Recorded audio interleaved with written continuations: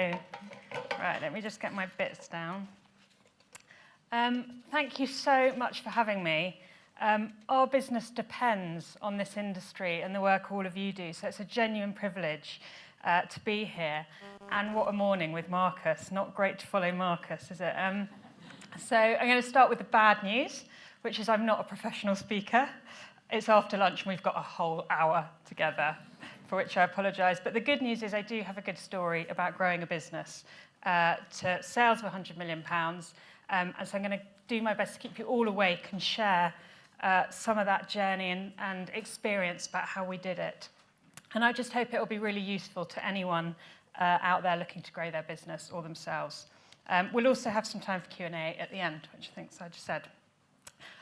So Cook is a story of pictures. We were talking about pictures this morning. Cook is a story of pictures and big vision. And for those of you who don't know us, we make handmade frozen meals and puddings, and we sell them nationwide. We have a team of about 1,700 now, but more on that later. We're also predominantly family-owned, and I've spent the last 22 years of my life working with family to grow the business. So can I have a show of hands for anyone who works with family here? Okay, loads of people. I feel your pain. Trying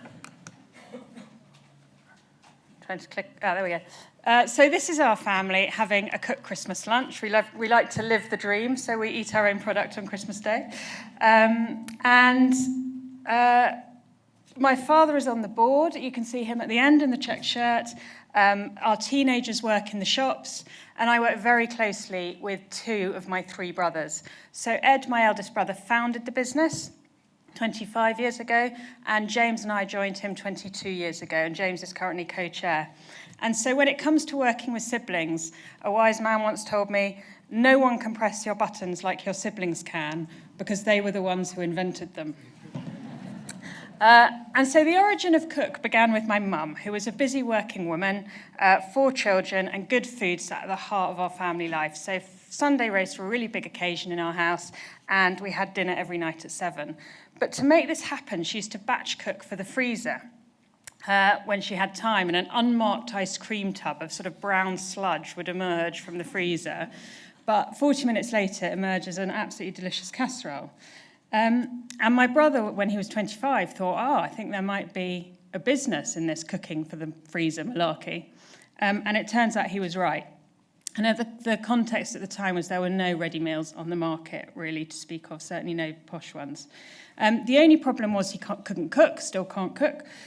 So he found a brilliant chef called Dale, and 25 years ago, Cook was born with this founding statement: to cook using the same ingredients and techniques that a good cook would use at home, so all our food looks and tastes homemade. And today, most of our customers are good cooks in their own right. As I said, we've got to about 100 million sales. There's one of our lasagnas. And just for those of you who don't know the business well, we have 91 shops up and down the country, 800 concessions partners, and a wonderful partnership with the Co-op, so it's amazing to be with them here today. We love the Co-op. 3 production sites where we make the food, and a logistics centre. Oh, there we go. There's some Britain's best kitchens. And here is our most recent kitchen, which we opened in 2020. And thank goodness we did, because if we hadn't have done, we would have run out of food in April, because COVID happened, panic buying set in, the business went mental, and if we hadn't have opened it in March 2020, it would have been an almighty car crash. So it was a bit of really fortuitous timing and luck, and not our only bit of luck we've had along the way. So again, just out of interest, how many people have heard of Cook in some capacity, just to get a feel for it? Okay, cool. So today I'm going to talk about 5 factors that have driven our growth, but I hope they're relevant for every single business who's looking to grow. But first, I'm going to give you a quick potted history. So from our most recent kitchen to our first kitchen. So this was our first kitchen, which was a disused, it was in fact a condemned pizza kitchen. And if you literally touched the wall, it electrocuted. It was awful. So the electric was so bad, that's Dale up there, nearly electrocuted himself on more than one occasion. The recipes were so bad that Ed ended up crying on more than one occasion. Because while Dale was a brilliant banqueting chef, it turned out cooking for the freezer and all what happens when you freeze and reheat food is actually quite a different ball game. And the sign writing on the door, which you probably can't read, says the Casserole Company. And that sums up how professional they were. It's written with a felt tip pen. So while Dale was cooking in here, Ed opened the first shop in Farnham. And he called it something different to Dale, so he called his shop Cakes and Casseroles, not that joined up. But Ed worked there. There was a range of 6 recipes, plus some cakes from my parents' business, and Cook was up and running.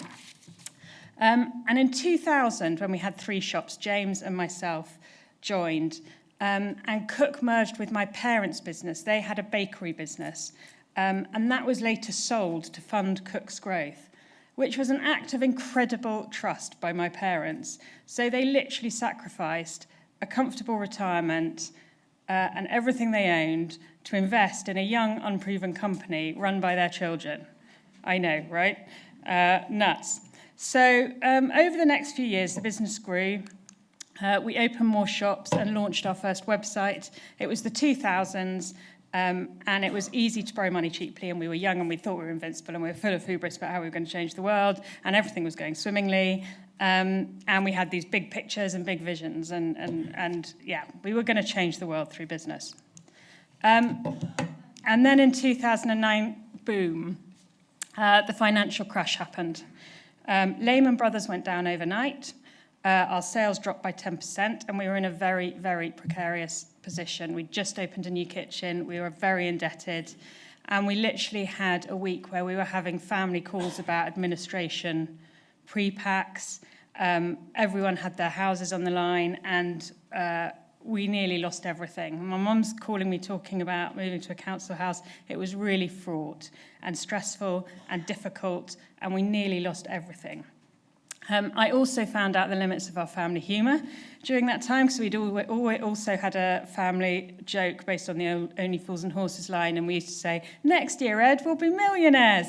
And that Christmas, I found a little jar which said jam tomorrow on it, and bought it for the family as a joke, and never has a joke gone down quite so badly. It was definitely not funny.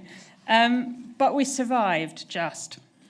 And we've learned that storms come and go in business, but they do pass.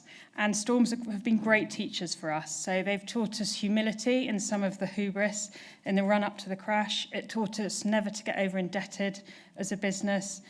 We learned how to manage cash on a day-by-day basis, and all skills that have stood us in really good stead since. And especially now, as we're currently experiencing a massive inflationary storm, as many of you will be too, we hold out hope that that storm shall pass as well. But today I want to focus on what has happened since that low point in 2009 and some of the key factors that have driven our growth since. So this is a chart of our company growth.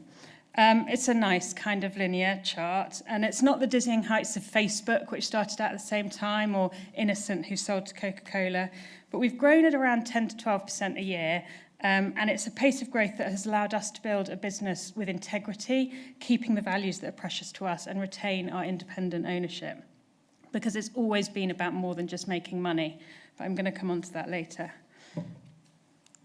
Meanwhile, this is a chart of my personal growth. It's less linear, because the personal growth journey has been full of ups and downs. There have been moments of real joy, there have been moments of total fear, I've fought battles with confidence, and I've worked really hard to find my voice and authority as a woman in a male-dominated family with 3 brothers. And I'll close by sharing some of that learning. But today is all about growth and business growth and personal growth, and they say in the books, a talk needs a good structure, so I've picked 5 factors that sum up our growth journey best. And the first one is try new stuff. So we've always been good at getting started in Cook. We're not particularly perfectionist when we want to get going. We're just like, just do it. And this quote we love, you can't get to wonderful without passing through all right. So everything at Cook has been incremental, and most things that have started didn't start brilliantly, but then we've learned and improved and always got better along the way. And to be fair, I'm not even sure we always got to all right before launching some stuff, but then they would fail. So just to take you some of the stuff we've tried, this was our first website in 2004. And believe it or not, there were people in the business going, oh, it'll never catch on. Don't need a website. Stick to shops. So that was, and now 40% of our shop sales come through the website. So incredibly important for us. Food, we're always innovating with food. We aim for a new product development rate of about 20% a year to keep our offer fresh and relevant. We obsess about product quality and taste every batch every day. And we call that the taste panel, and we call that the most important meeting in the business. And every business should be clear what's the most important meeting in your business. Ours is about quality of the food. So we also tried new stuff. And this is a branded concession in another retailer. So we really wanted to build a food business without being reliant on the supermarkets, mostly because we all have a mortal fear of being told what to do by a 25-year-old supermarket buyer, but also because we didn't want to be at the mercy of others, and we really wanted to be able to live our values and build our business and make it strong before we got too much pressure from external sources. So we sort of pioneered ready meal space in other food retailers, and that's still the only way we'll supply another retailer today. More recently, a vending machine, brilliant idea. We thought, wouldn't it be great if we can provide home cooking in hospitals? Hospitals up and down the land need a really good food offer. Let's do vending. The truth is we've over-engineered it. It costs a fortune, doesn't really work. But hey, it will one day. And we're hoping it won't fall into the next category of failures, because there have been a few of them too. So this was a pod at Sevenoaks Station that commuters could decide what they wanted on the way home for supper and then pick it up on their way through. It was click and collect before click and collect was invented, but it bombed. The world was not ready for it. And so that ended up on the scrap heap. And then another fail, this was our Epsom shop, which was a foray into shopping centres that turned out to be the most expensive and disastrous shop ever. So we've tried new stuff as we've grown to find new channels to market, new products, new services. And our danger probably in the business is that we all like the shiny new stuff, and we need to really not get distracted from the day job, which essentially is brilliant food and brilliant retail. But innovation and trying new stuff has definitely sat behind our growth. But we've also innovated with company culture. So the second thing that's really powered our growth that I want to talk about is great relationships. And I think that's, this is speaking to what Marcus said this morning about relationships powering growth for business. But when you Google relationships at work, what you get is a whole load of HR forums talking about how to stop people shagging in the stationery cupboard. And just to clarify, I'm not talking about those kind of relationships. I'm talking about teamwork, I'm talking about culture, I'm talking about really powerful human connection to get stuff done.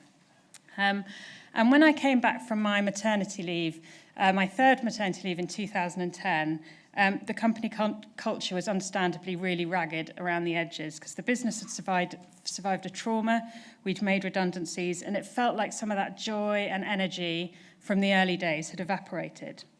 At the same time, we'd hired a brand director who'd taken a large part of my job, and I was just looking for a way to add value on a part-time basis. And finding, as I said at the start, finding my voice in a male-dominated family has been really challenging at times. And at the time, there was a greeting card that someone sent me that said, "Mrs. Trigg, that's a fabulous idea, but perhaps one of the men would like to make it," which rang rather too close to home to be true. But in learning about company culture and getting passionate about it, I found some authority because we all wanted Cook to be a really good place to work. We always wanted it to be a purpose-driven place to work. And so everyone wanted to get that energy and vibrancy back, and so I found my place and grew from there. And I'd always dreamed of Cook being in the Sunday Times top 100 companies to work for, and so we gave it a go, and we missed. I think we came like 283rd or something in the first year, but weren't wholly surprised because we knew it wasn't what it should be. So we started talking to the team about how we could do better. And in the second year, our team voted us 89th place to work. And I can assure you that never, ever in the history of competition has 89th place been celebrated with quite such wild enthusiasm. We've now been in the top 100 for a decade, and last year our team voted us #1 food and drink brand to work for, and it will always be a work in progress. But again, it's about incremental gains every year, a little bit more, a little bit more, a little bit more. And our strategy for getting there has been all about building relationships and community. So every single one of us needs belonging and relationships to thrive.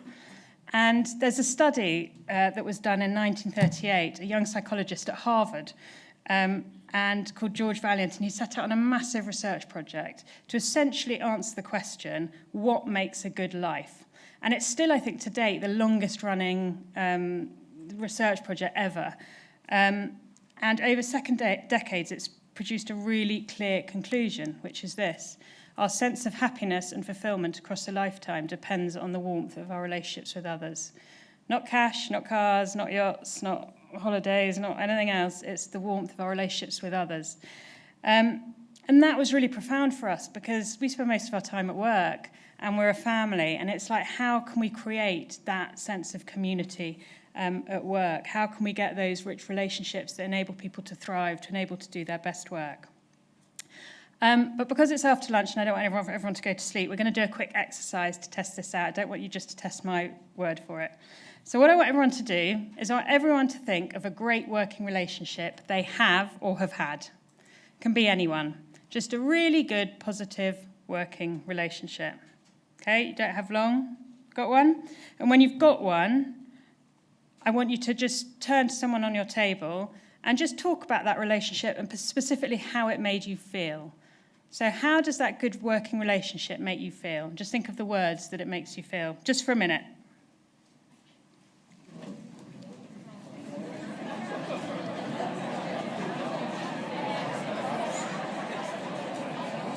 Okay, everybody come back. Does anyone want to shout out some words about how great working relationships make us feel? Give us a word. Wanted. Respected. Confident. Yeah. Sorry? Relaxed. Prone. Proud. Yeah. Sorry, I'm from the south.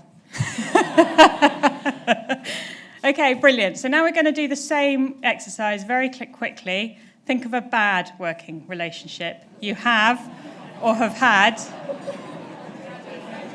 And how has that made you feel? You've got 1 minute. Go for it.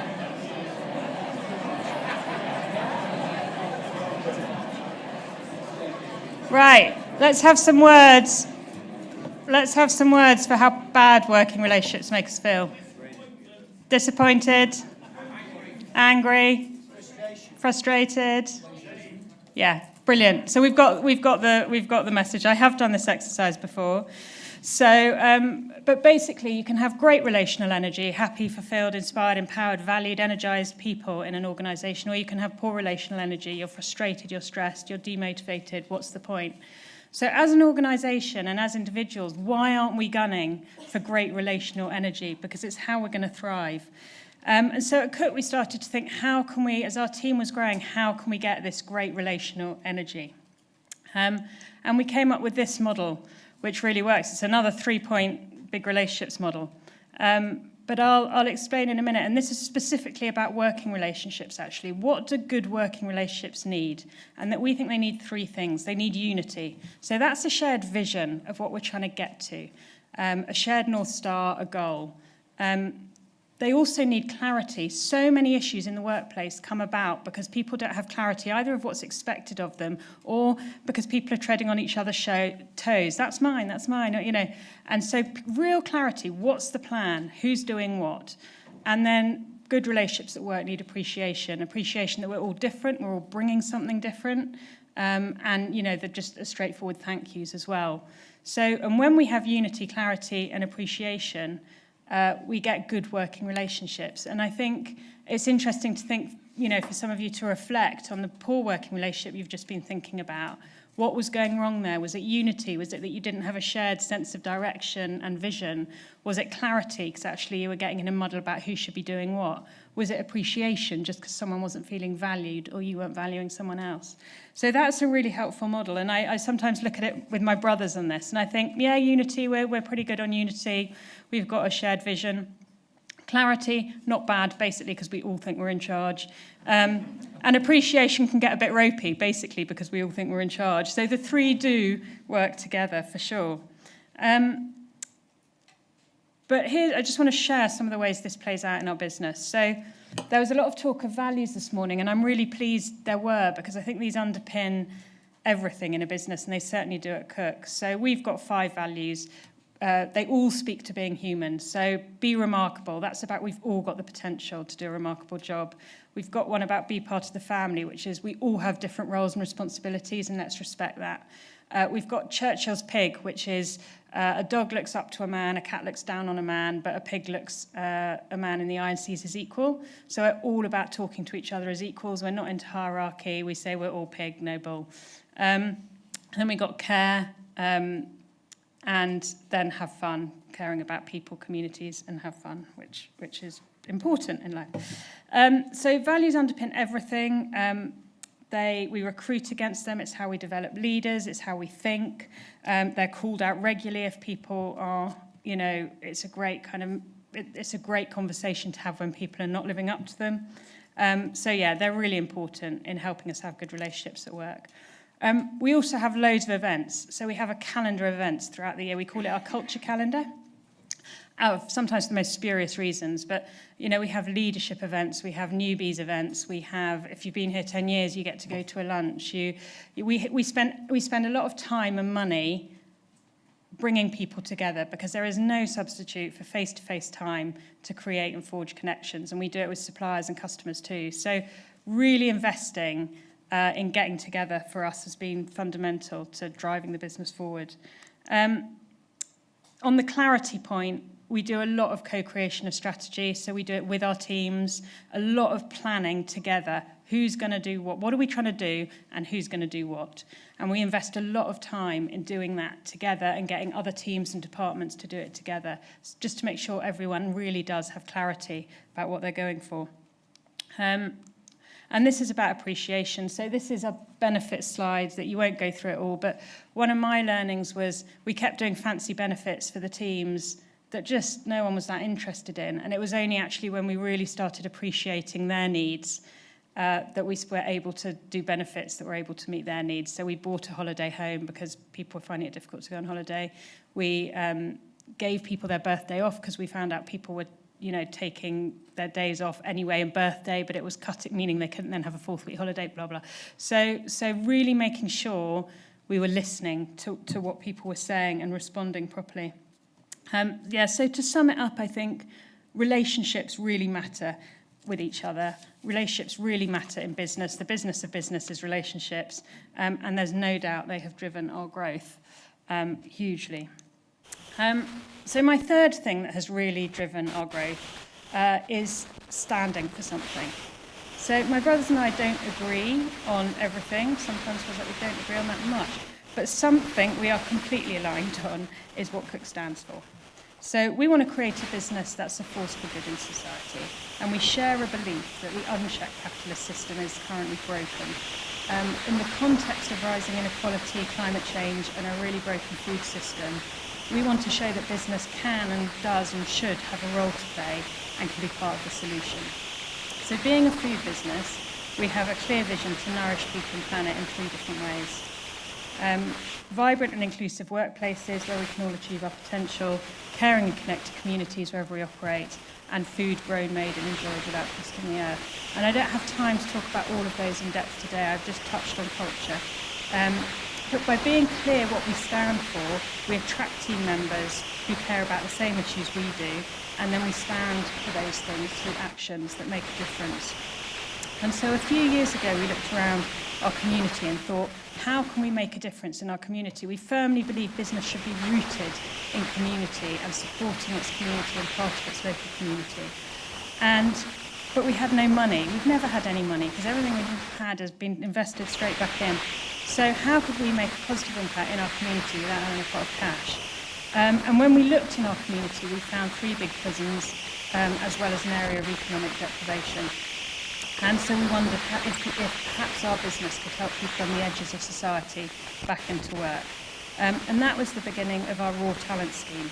RAW stands for Ready and Working, and it supports people with barriers to work into sustainable employment, so prison leavers, mental health, addiction, that kind of thing. It's employed 150 people through the scheme, but the real joy of it is it's a team effort, so everybody gets behind these people, team leaders, managers, heads of department, everyone has to work together to support these people and get them back on their feet. And we get great colleagues, so it's a total win-win. John on the left here has been in and out of prison his whole life, and as a result of work today is happily married with a child and a flat, and now helps run the Raw Talent Scheme, helping other people. And Renee on the right has changed the course of his life and describes himself as dead before he came to Cook, and describes Cook as having helped him come back alive. So each of us has the power to transform, for sure. And Raw Talent is one way that helps us stand up for our communities. And another, which I'm not going to dwell on too much today, is our Kindness Fund. And again, this idea that business should be rooted in its community. So every shop has a budget and empowerment to give meals to local people in their community who need them. Sometimes that's the elderly, sometimes it's a disabled centre, sometimes it's hungry, it's all sorts of things, and that's up to the shop manager to develop those relationships, but put back where we're taking out, not from an HQ check. So that's just a really important principle for us. And, as always with these things, actions speak louder than words.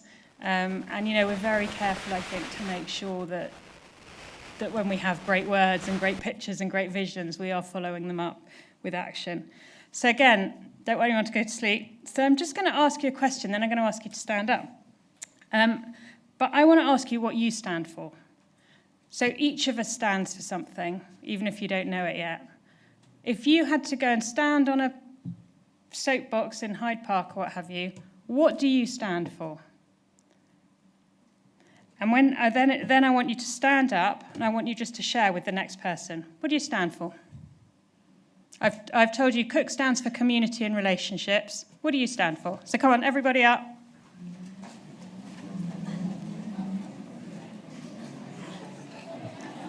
Right, go with your gut. Don't overthink it. What do you stand for?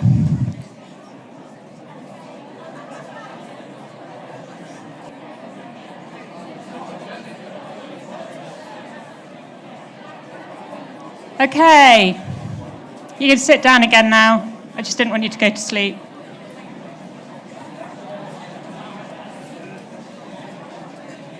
Is anyone brave enough to shout out what they stand for? Honesty. Integrity. Equality. Sorry? Equality. I can't hear.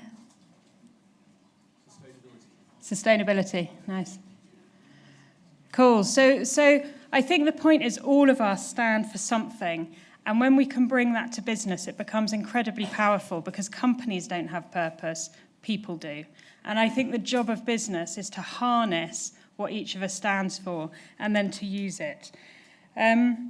So at Cook, we stand for relationships, community and food, and it's driven growth for us because it's energized and motivated our teams. It's connected us with our communities, it's helped us attract and retain really top execs, and it's grown our brand value. And we also are very careful to measure what matters. And I think this is, again, it's a question to throw out to you, but make sure your business is measuring what matters to you. And I think all of us have different things that matter to us. And is your business measuring what matters to you? So obviously at Cook, we measure financial metrics. We have to be profitable. If we're not profitable, forget it.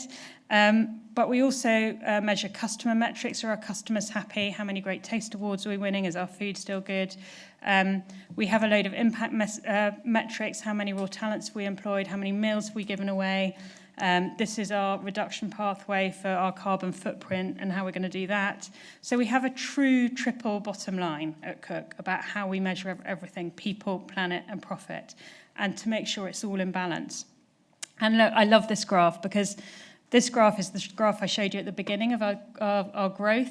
And all these little logos are when we've invested in things, be they holiday homes or higher welfare standards or B Corporation or living wage or whatever it is that we've done. And we've done it because we've been able to grow. So if growing for us means growing our positive impact too.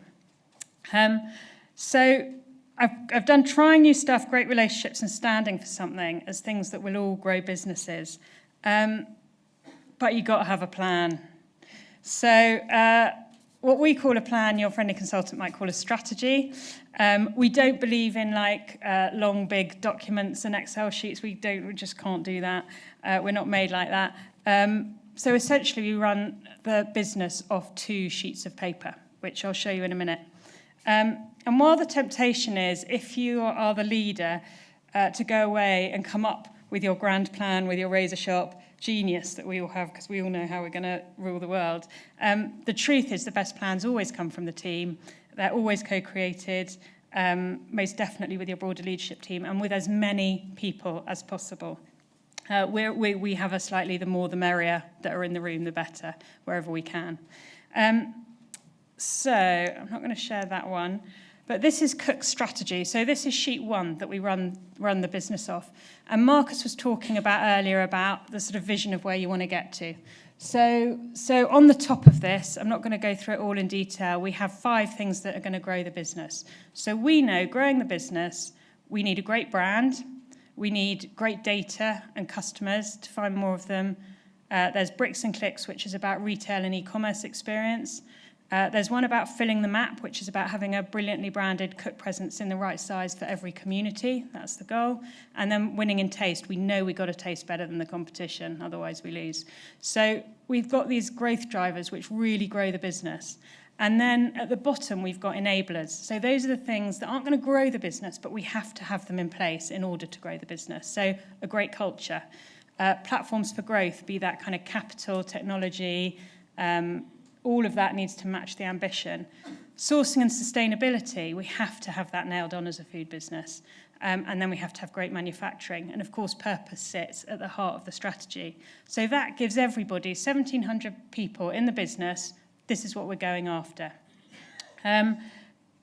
But it's not specific enough to give people the clarity they need. So out of this top 10, and I confess we totally nicked this from Pret a Manger because they were doing it and it looked like it was working for them.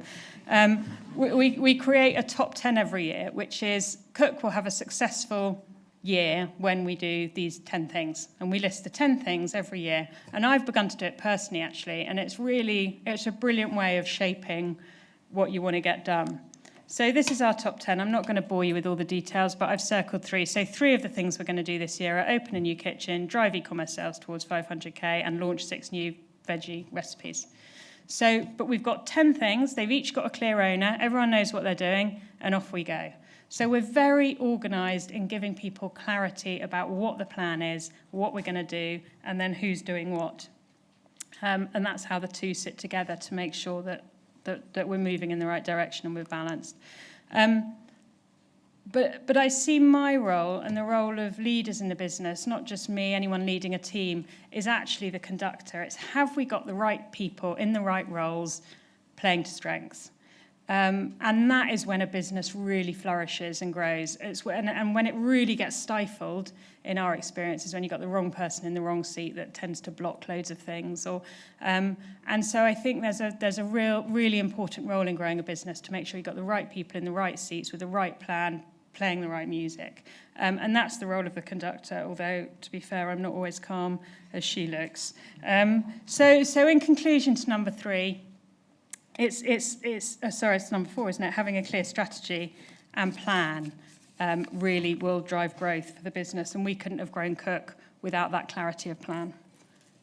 Yes, that's a quote that relates to it, which is one of our favourite quotes in Cook, which I love, which is quality is never an accident, but always the result of intelligent effort.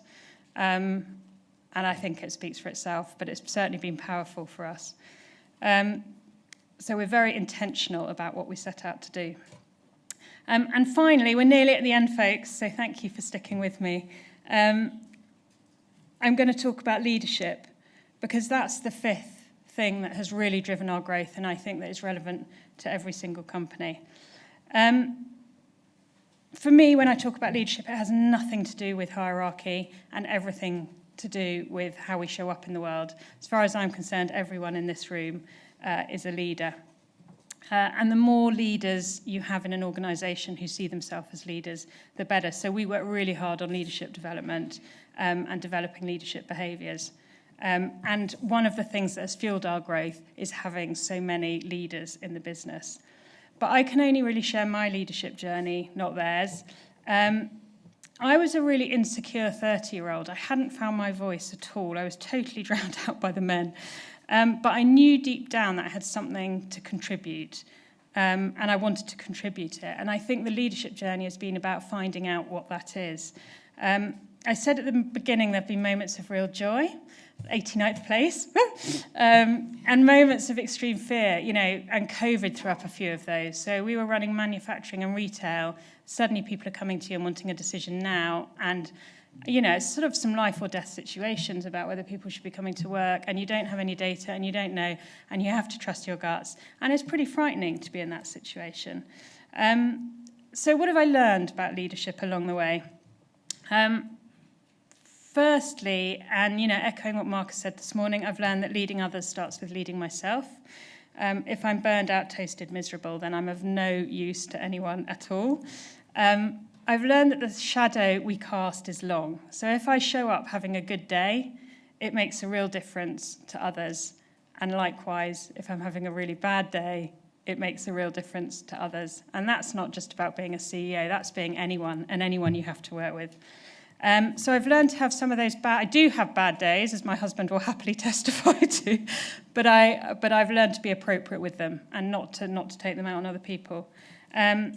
It helps me enormously when I'm feeling worried or concerned to remember all the brilliant and clever people who've shared their vulnerability and experience over the years and insecurities, because it reminds me that every single one of us at times lacks confidence or feels insecure, and Ed and I still feel like we're winging it routinely with an element of imposter syndrome in many situations. And so I think I take comfort from the fact when other people have told me that.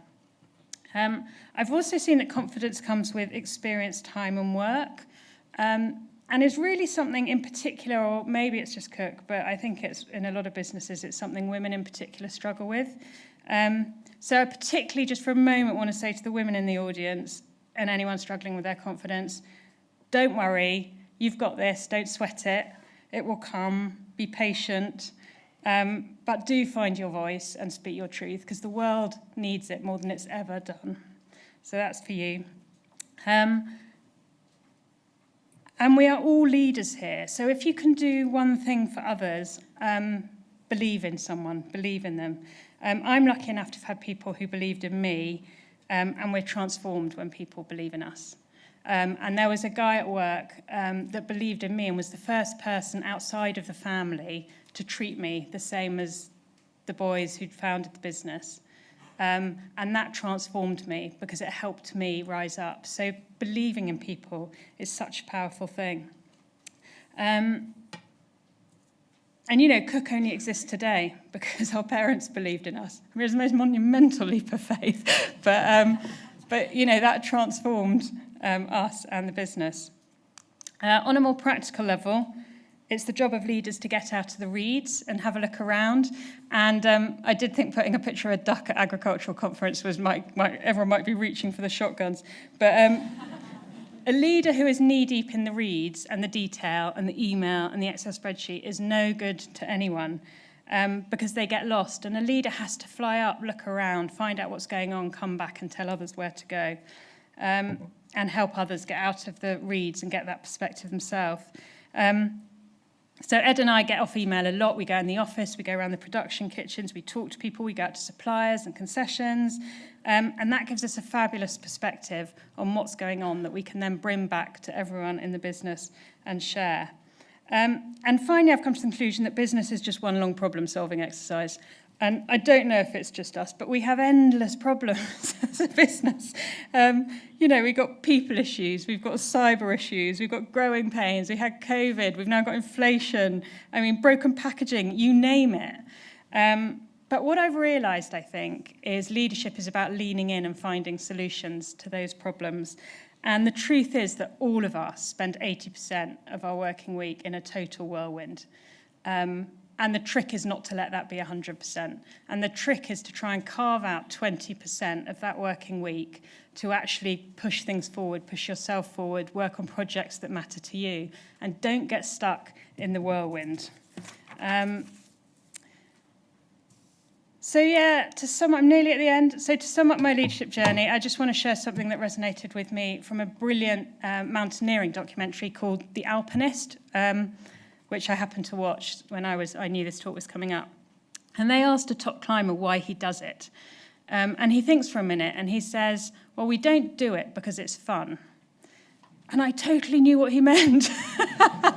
Because sure, there have been some really fun moments along the way in Grow and Cook. But in reality, my leadership journey has been one of daily grind. It's about leading myself and staying positive so we can help others do the same. It's continual whirlwind and problem solving.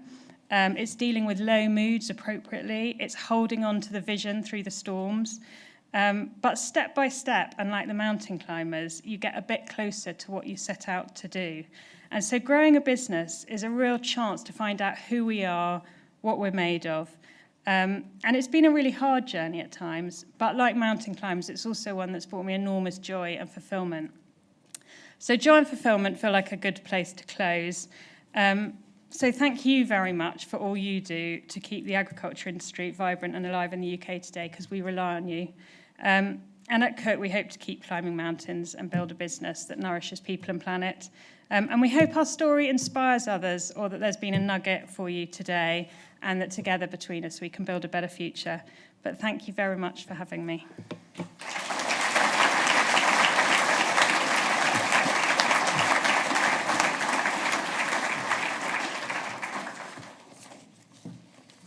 So we're going to have 10 minutes of Q&A with Rosie now, if that's okay. So I've got a couple of roving mics. If I could have some willing Cultivate volunteers to scout around the room with them.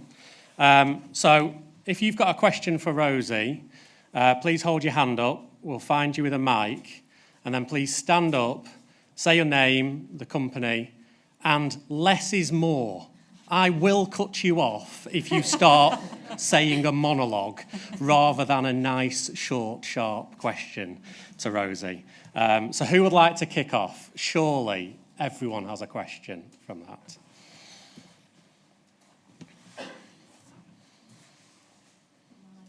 Hello? Oh, that's horrible. I'm another Rosie. Hi, I'm from Carbonmetrics. I was wondering, that bit after you came back from maternity, it sounds like you kind of were inventing your new role yourself. Like, could you tell us a bit more about that, what your thought process were to try and find your way in the business? Yeah, sure. I had 3 kids in 5 years, not well advised. And then I came back because actually I thought I wanted to be a stay-at-home mum, and then I realised, having had kids, that I didn't, and that actually that's the truth. But I wanted to work part-time. The kids were young, and I just wanted to add value. I didn't actually mind what I did. I've never had my eye on a career. I just was like, I just want to do something useful. And I always really cared about the people at Cook, and I wanted them to have a great working experience. And I came back and I spied a gap, because while people were doing brilliant things, pushing the business forward, no one was holding that. So I just spied an opportunity, and I thought I can hold that. And I learned about it. I visited other companies, and a passion for culture, and then purpose came out of that. And so it sort of happened by accident, but I found a very natural passion. And then I started working more and more hours. I became people director, then I became managing director. Then Ed was like, "Oh, flipping out, you're running it. Let's just do it at the top." And so it sort of all happened very organically. And then 3 years ago, my husband gave up his career because I had the opportunity to do co-CEO, but we were coming into teenage kids, and we didn't want to both be working at full pelt. And he was been in a corporate career and was bored, so he was like, well, why don't we swap? So we did, and it's worked out really well. So I highly recommend that too. So that's that.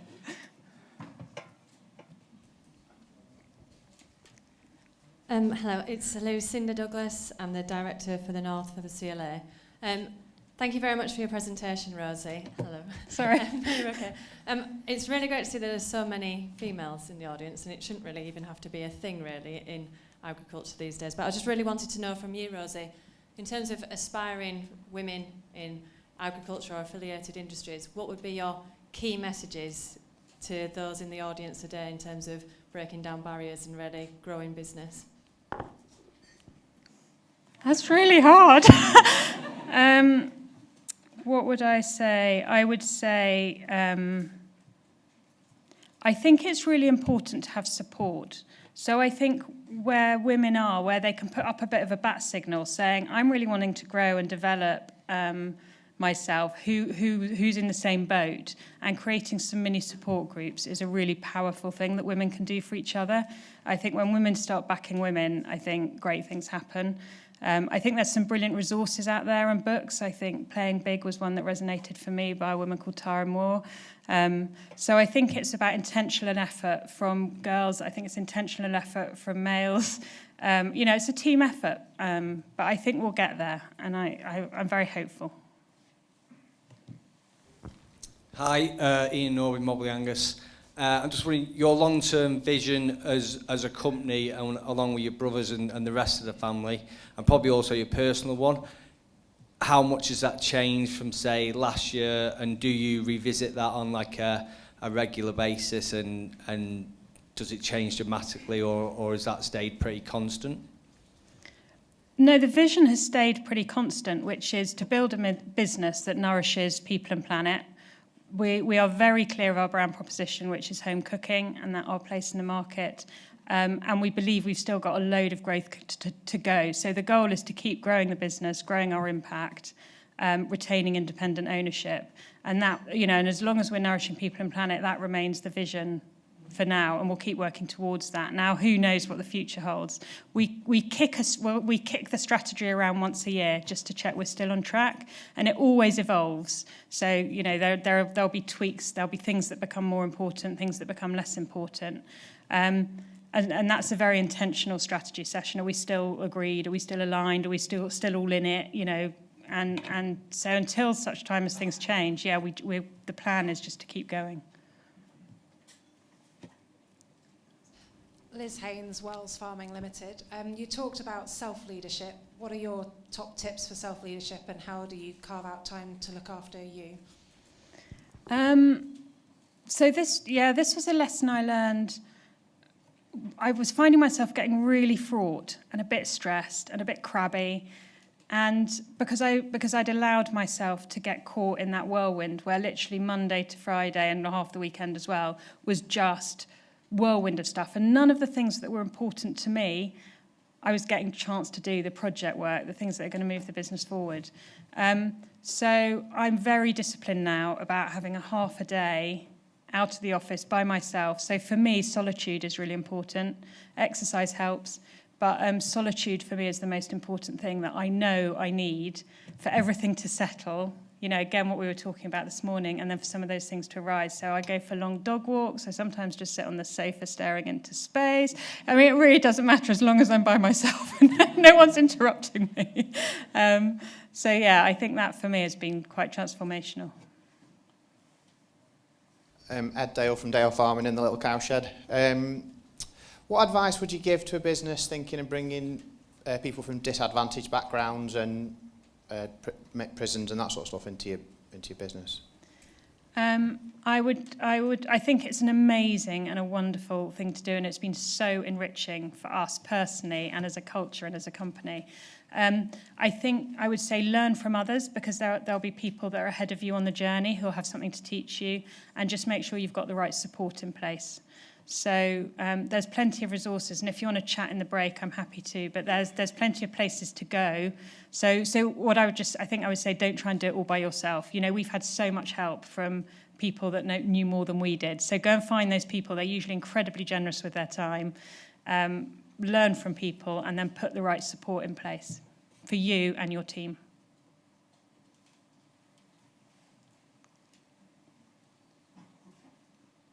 Ed Brown, ACE Limited.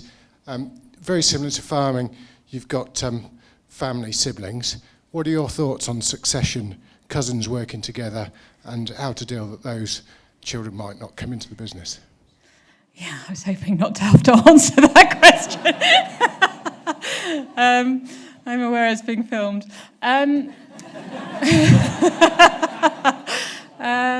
So the absolute honest hand-on-heart answer is we don't know. And we keep pushing it down the line because Ed and I are running the business. We keep thinking we're young enough. We've got at least another 10 years in us. We don't have to worry about it yet. And we know it's coming, and we have to begin to do it. Ed, James, and I all work in the business. We all have, Ed's got 4 kids, I've got 3, James has got 3. So there are a lot of, and we all had them at the same time. So there are a lot of cousins at the same age, and we personally have a real fear of diluted ownership, cousins squabbling, cousins getting powerful positions. So that's all I know now, is that we don't know what the future holds. We're very mindful of second gen and how that will play out in light of the number of cousins there are at the same age. We just don't want to do anything that's going to ruin those relationships. And we've seen enough sort of family businesses that have really struggled with that. So it's a proper conundrum for us, and the honest answer is we don't know yet.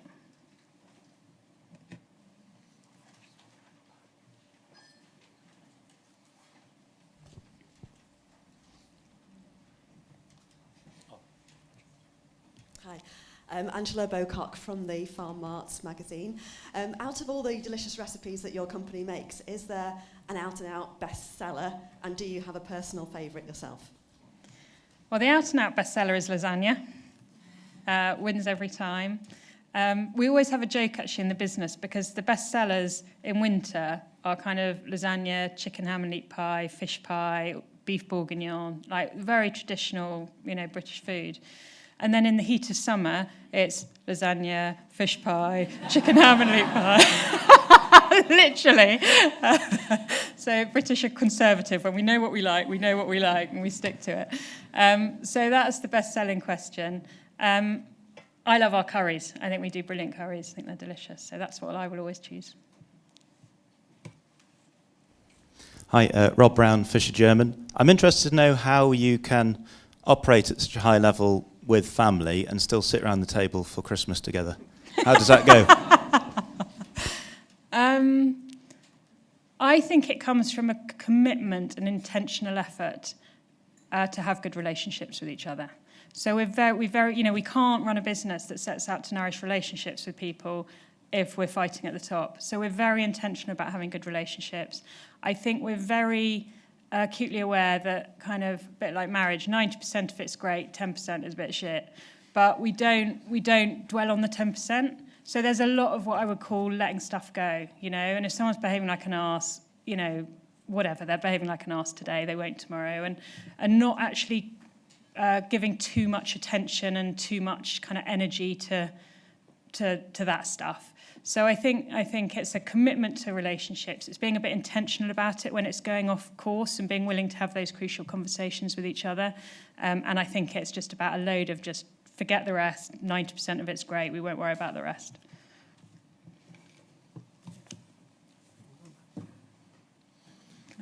Is there any final questions? We've got time probably for a couple more. Right, Sophie's one here. I'll take these final 2. Sorry, Rich Vecchiere, Map of Ag. I was just wondering if you'd talk us through the co-CEO thing, just time and motion, how you split it up. Yeah, sure. So so Ed was CEO and has been since it was founded. He doesn't love the operational running of all aspects of the business, and I'm quite organised. So there's a very natural kind of divide there. And what we do is we meet every Monday. We talk most days actually, but we have a formal meeting every Monday where we talk about the week ahead, and so we know exactly who's doing what, who's splitting what. Luckily, we are exactly the same kind of personality type, so which is enormously helpful because we just see the world in the same way. We tend to sort of have the same people and have the same priorities, and so we're starting from a place of being quite similar. He's more extreme than me. But we know where each other's strengths are. He leaves culture, purpose, planning to me. I leave capital structures, food, and P&Ls to him. And between us, we both understand each other's areas, but we know where we play to strengths, basically. Hi, Rosie, Guy from Co-op. Thinking back to the start of your journey, Where are you? Sorry. What do you wish you knew then that you know now?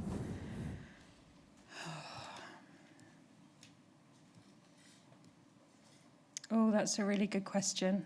I mean, I wish I'd had more confidence early on, I think. That's been a personal struggle, and it just took me a long time, and I don't know why it did, but I think I could have achieved more if that hadn't taken me so long. So I wish that. What do I wish I'd known, though? I don't know. I think that storms come and go, and this idea that business is problem solving and not to worry about it. Because I think I spent a lot of time thinking, what's wrong with us? Why do we have a problem every 5 minutes? And now I've realised, oh, that's just what business is, or maybe it's just food retail. But, that's just what it is, and that's okay. And that's actually the joy of it, is solving another problem. So, Being at the Co-op, I would completely concur. It's a series of problems to be solved. Yeah. Thank you. Okay, thank you. We'll draw that Q&A to a close. Please can we just all show our appreciation for Rosie's story.